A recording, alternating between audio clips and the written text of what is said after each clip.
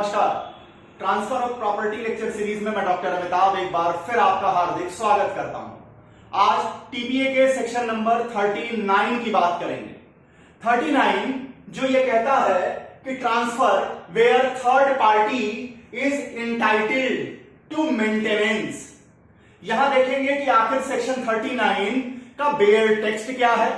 फिर सेक्शन 39 जो कि जिसका कॉन्सेप्ट ये निकल के आता है कि किसी इमूवेबल प्रॉपर्टी पर अगर किसी थर्ड पर्सन को या तो मेंटेनेंस का राइट मिला हुआ है या एडवांसमेंट का राइट मिला हुआ है या उसके लिए मैरिज में मदद लेने का राइट मिला हुआ है उस इमूवेबल प्रॉपर्टी से होने वाली इनकम से, और उस इमूवेबल प्रॉपर्टी को अगर ट्रांसफर कर दिया जाता है तो ऐसे राइट का क्या होगा, इन्हीं बातों को सेक्शन 39 डिस्कस करता है। इसे एक एग्जांपल के जरिए समझने की कोशिश करेंगे। फिर यहां बात आएगी कि ट्रांसफरी को नोटिस होनी चाहिए, इसका क्या मतलब है, आखिर किन सर्कमस्टांसेस में हम कहेंगे कि ट्रांसफरी को नोटिस है। इसके बाद देखेंगे एक शब्द का यहां इस्तेमाल किया जाएगा। यहां पर शब्द 3 आएंगे। एक शब्द आएगा मेंटेनेंस का, जिसे आप जानते हैं। दूसरा आएगा मैरिज का, इसे बताने की जरूरत नहीं है। लेकिन एक तीसरा वर्ड आएगा एडवांसमेंट का। आखिर क्या मतलब है एडवांसमेंट का, इसको देखेंगे। और इसके बाद एक बहुत ही इंटरेस्टिंग केस आएगी और उस केस का नाम होगा विजयन वर्सेस शोभना। विजयन वर्सेस शोभना के केस में एक पति ने अपनी ही प्रॉपर्टी से अपने पत्नी और बच्चों को इंटरेस्ट ना मिले, उनको राइट ना मिले, इसलिए वो अपनी ही प्रॉपर्टी को सेल ऑफ कर देता है। अब पत्नी और बच्चे कोर्ट के दरवाजे पहुंचते हैं और कहते हैं कि वाइफ और चिल्ड्रन क्या इंक्लूडेड नहीं होंगे थर्ड पर्सन के प्रोवर्ब में, क्या थर्ड पर्सन की कैटेगरी में वाइफ और चिल्ड्रन इंक्लूडेड नहीं होंगे। यहां पत्नी और बच्चों ने मुकदमा उठाया था section number 28 Hindu adoption and maintenance act में, जहां पर सेक्शन 21 में एक लिस्ट बताई गई है कि कौन से लोग आपके डिपेंडेंट होंगे। वहां पर क्या कहा कोर्ट ने, इसको डिस्कस करेंगे, और कैसे कोर्ट ने यह कहा कि पत्नी और बच्चे थर्ड पर्सन कैटेगरी में नहीं आएंगे। शुरू करते हैं section number 39, transfer where third party is entitled to maintenance. Where a third person has a right to receive maintenance or a provision for advancement or marriage from the profits of immovable property, and such property is transferred, the right means what? The right of maintenance, the right of advancement, and the right of marriage, support in the marriage, may be enforced against the transferee if he has notice thereof, or if the transfer is gratuitous, but not against a transferee for consideration and without notice of the right, nor against such property in his hand। Section 39 कहना क्या चाहता है? Section 39 कहता है कि एक immovable property है, इस इमूवेबल प्रॉपर्टी पर किसी थर्ड पर्सन का राइट बन रहा है। उस इमूवेबल प्रॉपर्टी से जो प्रॉफिट निकल के आ रहा है, जो रेंट निकल के आ रहा है, वहां पर उस थर्ड पर्सन का राइट है मेंटेनेंस लेने का, एडवांसमेंट लेने का, या मैरिज में उस इनकम से सपोर्ट लेने का। इस तीनों में से कोई भी राइट अगर थर्ड पर्सन को मिल रहा है, वो प्रॉपर्टी अगर ट्रांसफर कर दी जाती है, irrespective of the fact that such transfer is with consideration or without consideration, वो जो ट्रांसफर किया जा रहा है वो विद कंसिडरेशन है, मतलब सेल है, मॉर्गेज है, लीज है, या उसे विदाउट कंसिडरेशन गिफ्ट किया जा रहा है। इन सारे सर्कमस्टांसेस में if the transferee have notice, अगर ट्रांसफरी को नोटिस है, किस चीज की नोटिस है? कि इस थर्ड पर्सन के फेवर में मेंटेनेंस का राइट बना हुआ है, इस थर्ड पर्सन को इस प्रॉपर्टी की इनकम पर एडवांसमेंट का राइट है या मैरिज में सपोर्ट लेने का राइट है। तो ये थर्ड पर्सन का राइट ट्रांसफरी के अगेंस्ट भी कैरी फॉरवर्ड होगा। वो अपने राइट का इस्तेमाल उसी तरह से कर सकेगा जैसे ये ट्रांसफर नहीं किया गया है। लेकिन अगर ट्रांसफरी को ऐसे राइट की जानकारी नहीं है, ट्रांसफरी को ऐसे राइट की जानकारी नहीं है और ये ट्रांजैक्शन विद कंसिडरेशन किया गया है, ग्रेचुइटस नहीं है, ध्यान दीजिएगा। कब नहीं होगा ये राइट कब नहीं मिलेगा ट्रांसफरी के खिलाफ? जब ट्रांसफरी को नोटिस नहीं है थर्ड पर्सन के फेवर में ऐसे किसी राइट का और ये ट्रांजैक्शन विद कंसिडरेशन है, तो सेक्शन 39 का सपोर्ट थर्ड पर्सन को अवेलेबल नहीं होगा। अब इसे एक एग्जांपल के जरिए समझिए। एग्जांपल क्या है?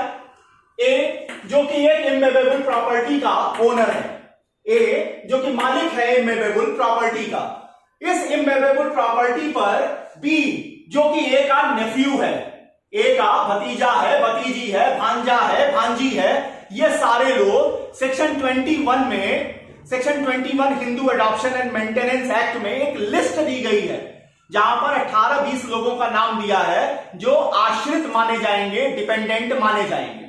उन्हें यहां थर्ड पर्सन के रूप में देखा जा रहा है। अब यहां बात उठ रही है कि बी जो कि ए का नेफ्यू है, इसको राइट मिल रहा है इस इमूवेबल प्रॉपर्टी के रेंट से या प्रॉफिट से। किन चीजों का? एम मैरिज में सपोर्ट लेने का, या ए एडवांसमेंट लेने का, या मेंटेनेंस का। तीनों में से कोई भी राइट बी के फेवर में मिल रहा है। ए इस प्रॉपर्टी को ट्रांजैक्ट कर देता है सी को, विद कंसिडरेशन, विदाउट कंसिडरेशन, इससे कोई फर्क नहीं पड़ेगा। अगर सी को नोटिस है, अगर सी को बी के फेवर के इस राइट की नोटिस है, तो बी का राइट इस ट्रांजैक्शन के बाद भी बना रहेगा।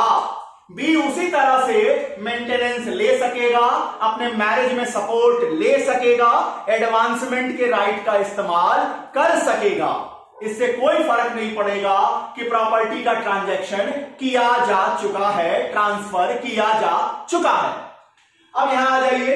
Then B will carry such right despite such transaction in case where the C have the notice of B's right of maintenance, support in marriage or right of advancement। अब यहां आते हैं, क्या चीज इंपॉर्टेंट है? ट्रांसफरी को notice होना चाहिए। Transferee must have notice. इसका क्या मतलब? अब देखिए, नोटिस जो है वो कई तरीके से हो सकती है। एक्सप्रेस तरीके से भी हो सकती है और कभी कभी इंप्लाइड नोटिस भी होती है। आप कहेंगे इंप्लाइड नोटिस को कैसे समझेंगे? अगर किसी प्रॉपर्टी के रेंट से XYZ को हिस्सा मिल रहा है, XYZ को मेंटेनेंस किया जा रहा है, तो धीरे धीरे अगल बगल जितने भी प्रॉपर्टी के लोग होंगे वहां अपने आप ये चीजें क्लियर हो जाती है कि हाँ, इस रेंट से, इस प्रॉपर्टी की प्रॉफिट से अमुक आदमी को मेंटेनेंस मिलता है। तो नोटिस जो बात की जा रही है वो एक्सप्रेस भी हो सकती है ट्रांसफरी को, और इंप्लाइडली भी उन्हें नोटिस हो सकती है। अब उन्हें नोटिस नहीं थी, ये बर्डन किसके ऊपर शिफ्ट करेगा? एविडेंस एक्ट को ले आइए, यहां पर सेक्शन 103 को ले आइए। कोर्ट में जो कुछ भी, जो कोई भी जो कुछ कहेगा उसका एविडेंस उसी को बियर करना होगा। इस कारण से सी जो कि ट्रांसफरी है उसको नोटिस नहीं थी, इसका एविडेंस कौन बियर करेगा? सी बियर करेगा। अब आते हैं एडवांसमेंट का क्या मतलब है। अब एडवांसमेंट का मीनिंग समझिए। एडवांसमेंट का मतलब है कि एक एग्जांपल के जरिए समझाते हैं। A father purchase a property in the name of his child and such transaction is not a बेनामी transaction. Such transaction is not a Benami transaction, then in eyes of law it will be treated as advancement in the hand of son।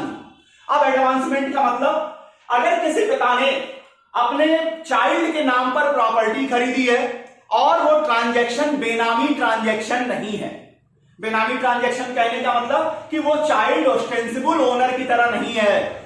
वास्तव में पिता का intention ही यही है कि ये बच्चा अपने उस प्रॉपर्टी के ओनर के रूप में आगे बिहेव करे, वो उसका रियल ओनर के रूप में उन्हें रखना चाहते हैं। अगर ये प्रॉपर्टी जो उन्होंने खरीदी है, अगर ये ट्रांजैक्शन बेनामी नहीं है, पिता ने अपने सन के नाम पर, अपनी डॉटर के नाम पर प्रॉपर्टी खरीदी है, तो यहां उस सन और डॉटर का जो इंटरेस्ट है वो एडवांसमेंट माना जाएगा।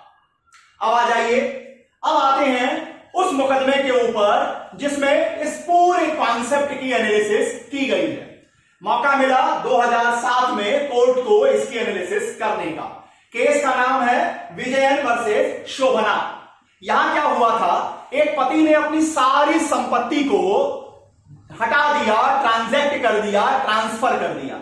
उसका इंटरेस्ट क्या था, वो अपने पत्नी और बच्चों को इंटरेस्ट नहीं देना चाहते थे, किसी भी तरह का इंटरेस्ट उस प्रॉपर्टी में नहीं देना चाहते। पत्नी कोर्ट के सामने पहुंचती है और पत्नी ये पूछती है कि क्या वाइफ और चिल्ड्रन थर्ड पर्सन जो प्रोवर्ब इस्तेमाल किया गया है सेक्शन 39 में, इसमें शामिल होंगे या नहीं होंगे। क्या section 28 Hindu adoption and maintenance act का जो आश्रितों को मेंटेनेंस की बात करता है, उसमें पत्नी और बच्चों को सपोर्ट मिलेगा या नहीं मिलेगा। कोर्ट ने इसकी रिप्लाई दी, नहीं मिलेगा। क्यों? देखिए, कोर्ट जब भी यस और नो बोलेगी उसके पीछे का लॉजिक देती है। क्या लॉजिक है यहां? कोर्ट ने कहा पत्नी का जो मेंटेनेंस का राइट है, ये पति के खिलाफ मिला हुआ एक पर्सनल राइट है। पति की प्रॉपर्टी के खिलाफ ऐसा कोई राइट नहीं मिलता। और यहां पर हम थर्ड पर्सन की कैटेगरी में सिर्फ उन्हीं लोगों को शामिल करेंगे जो section 21 Hindu adoption and maintenance act में डिपेंडेंट की कैटेगरी में आते हैं। और वहां सेक्शन 21 की कैटेगरी में वाइफ और चिल्ड्रन नहीं आते। इस कारण से यहां पर विजयन वर्सेस शोभना के केस में 2007 में यह स्टैब्लिश कर दिया गया कि थर्ड पर्सन कैटेगरी में वाइफ और चिल्ड्रन नहीं आएंगे। वाइफ और children section 28 Hindu adoption and Hindu maintenance act का सहारा नहीं ले पाएंगे। क्यों? क्योंकि section 21 Hindu adoption and maintenance act में जो डिपेंडेंट की लिस्ट दी गई है, वहां पर वाइफ और चिल्ड्रन नहीं रखे गए हैं। तो यह कॉन्सेप्ट है विजयन वर्सेस शोभना के केस में। इतनी बातें रही सेक्शन 39 ट्रांसफर ऑफ प्रॉपर्टी को लेकर के। ट्रांसफर ऑफ प्रॉपर्टी के अपने अगले लेक्चर में सेक्शन नंबर 40 की एनालिसिस करूंगा, जो कि एक इंपॉर्टेंट सेक्शन है। और सेक्शन 40 में अपनी बात लेकर आपके सामने उपस्थित हूं। तब तक के लिए बहुत बहुत धन्यवाद। नमस्कार।